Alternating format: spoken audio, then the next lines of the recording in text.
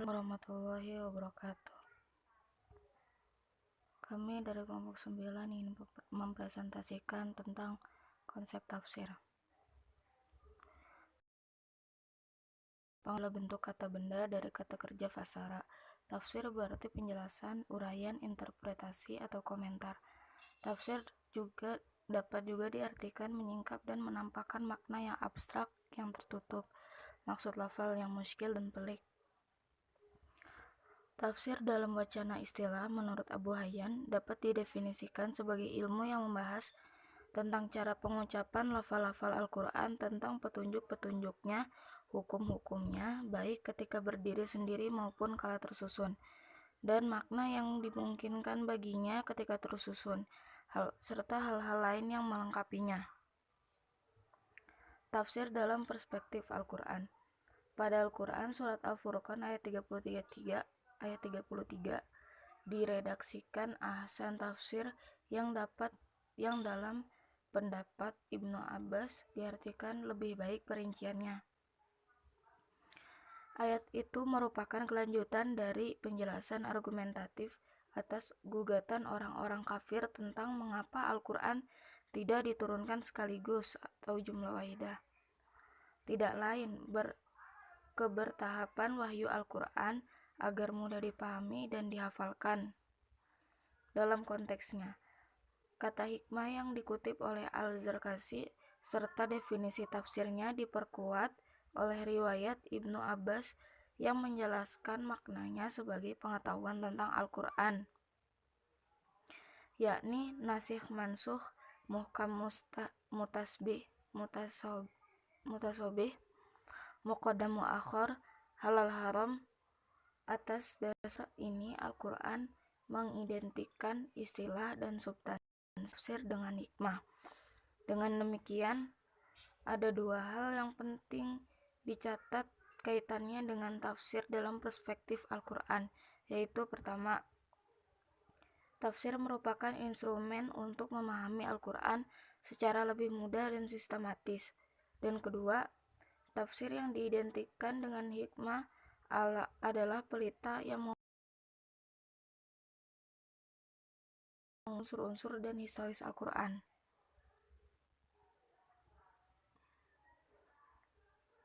Urgensi tafsir terkait dengan kedudukan sistem, tujuan, serta keutamaannya.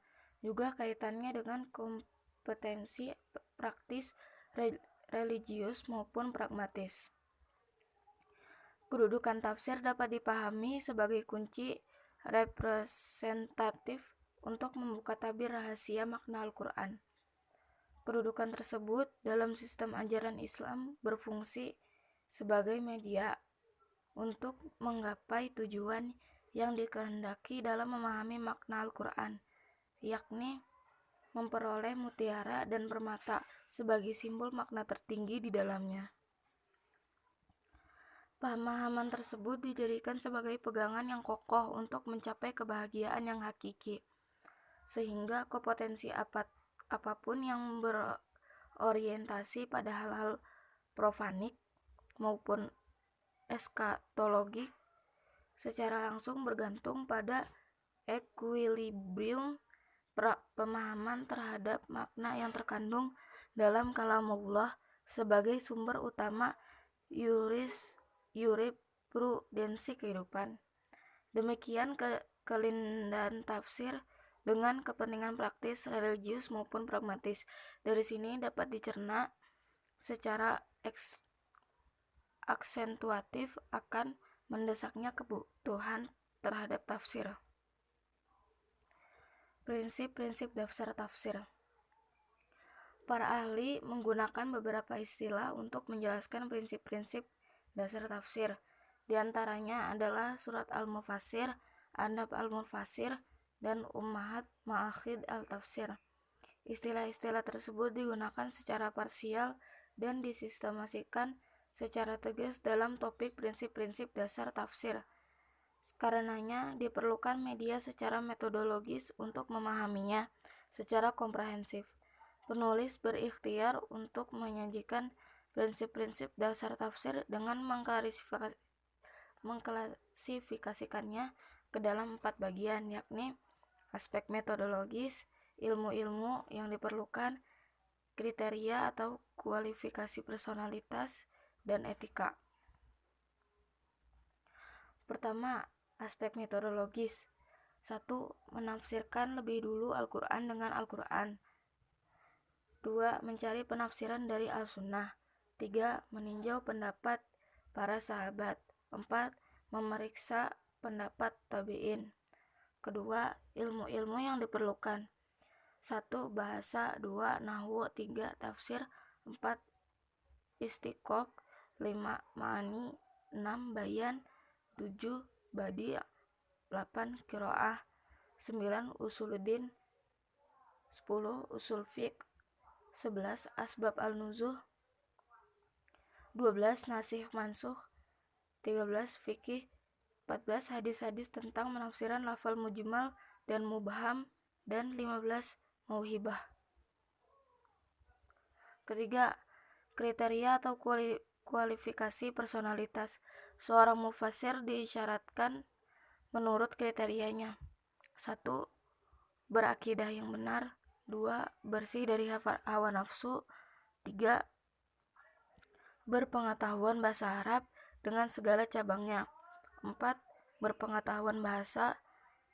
5. Berpengetahuan pokok-pokok ilmu yang berkaitan dengan Al-Quran. 6. Berkemampuan pemahaman yang cermat. Berbeda halnya dengan pandangan Khalid Abdurrahman Al-Aq, ada 15 syarat bagi mufassir yang justru lebih mencerminkan kemampuan ilmu-ilmu yang diperlukan bagi penafsiran, bukan kualifikasi personalitas. Ini lebih dekat pada komposisi keilmuan yang ditawarkan oleh Al-Hasani pada poin ketiga berikut. Keempat, etika. 1. Berniat baik dan bertujuan benar. 2. Berakhlak baik. 3. Taat dan beramal.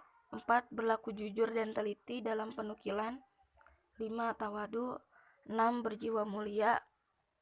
7. Vokal dalam menyampaikan kebenaran. 8. Berpenampilan baik. 9. Bersikap tenang dan mantap.